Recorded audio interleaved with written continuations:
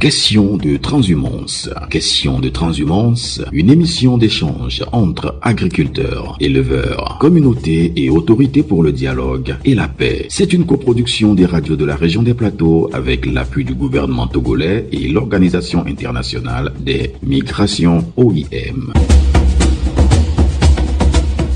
La transhumance et le pastoralisme constituent depuis des générations une activité essentielle dans les communautés rurales du Togo. Dans la région des Plateaux, l'élevage contribue aux revenus des ménages, à l'approvisionnement des marchés en produits animaux et participe à la dynamique économique locale. Mais lorsque les troupeaux traversent les zones agricoles, des tensions peuvent parfois surgir. Dévastation des cultures, conflits d'accès aux ressources naturelles ou encore non-respect des couloirs de passage du bétail sont autant de situations qui mettent à l'épreuve la coexistence entre agriculteurs et éleveurs. La plupart des éleveurs ne distinguent pas les champs et les couloirs de transhumance. Je les ai virés avec des cailloux et des bâtons. Les éleveurs n'étaient pas d'accord. Ils ont détruit mon champ. Face à ces défis, les populations ont développé au fil du temps des mécanismes traditionnels de médiation fondés sur le dialogue, l'écoute et la recherche de solutions consensuelles. Aujourd'hui, ces pratiques endogènes demeurent au cœur de la prévention et de la gestion pacifique des conflits liés à la transhumance. Dans plusieurs localités de la région des Plateaux, la résolution des différends repose d'abord sur la concertation communautaire. Lorsqu'un conflit éclate, les parties concernées sont invitées à dialoguer sous la médiation des autorités locales, des organisations d'éleveurs ou encore des leaders communautaires. Ces mécanismes permettent souvent d'éviter l'escalade des tensions et de préserver les relations sociales entre les communautés. Dans les Plateaux ouest, leur rôle est particulièrement reconnu à travers l'action des autorités coutumières dans la gestion des tensions liées à la transhumance et au pastoralisme. Pour mieux comprendre l'importance de ces mécanismes, nous avons rencontré Nayo, responsable coutumier, qui explique comment les mécanismes traditionnels de médiation sont mis en œuvre pour résoudre les conflits au niveau local. En tant que chef traditionnel, pour prévenir les conflits dans notre milieu, nous passons par des sensibilisations pour prévoir les sensibilisations afin d'éviter les confrontations, les sensibilisations entre pasteurs et éleveurs, agriculteurs et puis paysans, les cultivateurs. On les réunit de temps en temps pour essayer de leur montrer les voies et moyens par lesquels ils vont côtoyer afin que la paix soit toujours entre eux. Quel que soit Alpha, ils ne peuvent pas vivre séparément. C'est des entités qui doivent toujours se côtoyer. Nous avons remarqué que dans ces côtoiements, il y a toujours des heurts qui créent des conflits. Alors là, pour faciliter le dialogue, on essaie d'abord de les rassembler. Et dans les rassemblements là, on les écoute pour recueillir les difficultés de chacun. Et passant par là, on essaie de donner une solution d'approche afin que tout le monde ait sa paix. Le chef canton ou bien le chef de village n'est pas le seul. Il y a quand même un comité de gestion de ces difficultés pastorales dans notre milieu qui englobe les autorités, les chefs de services déconcentrés, même les notables et quelques jeunes de la CDV ou bien CDQ, c'est-à-dire que les comités de développement villageois et de développement de quartier qui sont déjà implantés dans ces milieux, qui recueillent déjà les difficultés et qui les apportent au niveau de la chefferie. Donc tout ce monde-là, même il y a la gendarmerie et la police, on essaie de tout faire. On a un cadre comme ça qui essaie de prendre en considération toutes ces difficultés et on les étudie. Pour les acteurs pastoraux, la prévention demeure la meilleure solution. Informer les éleveurs sur les règles de la transhumance, promouvoir le respect des couloirs de passage et encourager le dialogue avec les agriculteurs figurent parmi les principales actions menées sur le terrain. Dans cette mission de prévention, les organisations locales d'éleveurs occupent une place stratégique. Elles servent d'intermédiaires entre les communautés pastorales, les autorités locales et les producteurs agricoles. leur proximité avec les éleveurs facilite la diffusion des bonnes pratiques et contribue à réduire les incompréhensions susceptibles de provoquer des conflits. Adou Hassan, représentant de la Fédération nationale des professionnels de la filière bétail et viande, revient sur les efforts déployés au quotidien. Les chefs traditionnels sont les gardiens des us et des coutumes. C'est eux également les propriétaires terriens et c'est à eux qu'on doit composer pour mener à bien nos activités d'élevage.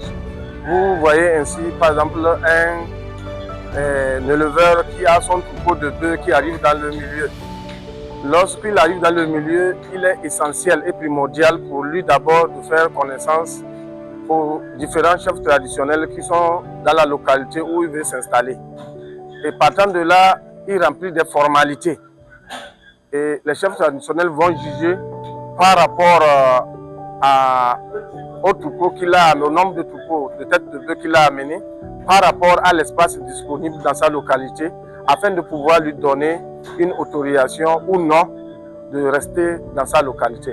Et donc aujourd'hui, on ne peut pas dire qu'on fait de l'élevage ou de la transhumance dans nos localités sans une réelle collaboration avec nos différents chefs traditionnels qui sont des chefs vénéreux. Et avec les mécanismes que l'État, à travers le ministère de l'Agriculture, a mis en place, l'apaisement des tensions entre les éleveurs et les agriculteurs. Et donc, dans toute chose, il faut toujours la perfection. Et on demanderait qu'on perfectionne ces mécanismes-là encore davantage pour mieux apaiser la transhumance, pour mieux apaiser les tensions entre les agriculteurs et les éleveurs. S'il y a un moindre incident, ils ne sont pas habilités à porter la main ni sur les propriétaires terriens ou les agriculteurs, ni sur leurs frères éleveurs. Donc, s'il y a un souci, il faut faire recours à nos autorités, il faut faire confiance à nos autorités. Il faut travailler d'ailleurs beaucoup plus avec les différents chefs traditionnels, les autorités locales telles que les maires, les préfets, et il y a les forces de défense et de sécurité, il y a les magistrats, les juges qui sont là pour toujours nous aider à résoudre les problématiques de la transhumance. Grâce à ces actions de proximité, plusieurs différends sont réglés avant même qu'ils ne dégénèrent.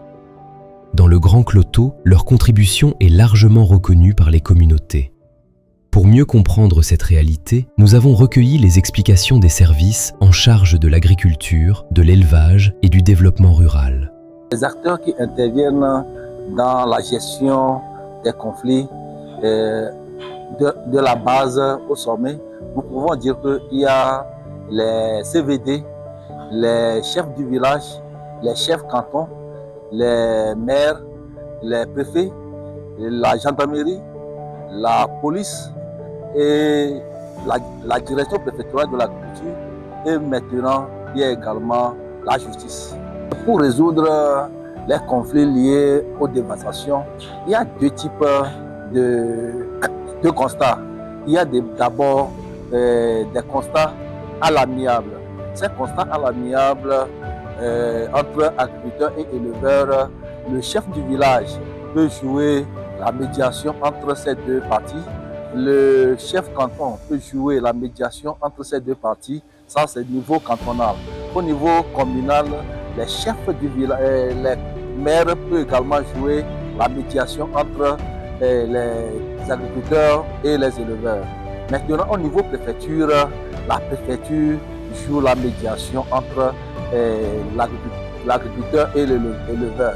Mais lorsque les deux parties ne s'attendent pas, donc on les envoie au niveau de la gendarmerie comme la police pour prendre une convocation pour les éleveurs.